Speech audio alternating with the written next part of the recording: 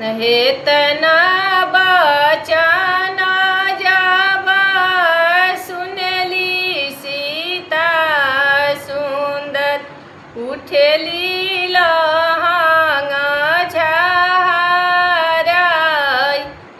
अरे रौरा करने प्रभुजी माई बाप तेजी दिहानी रौरा के तेजलो न जस।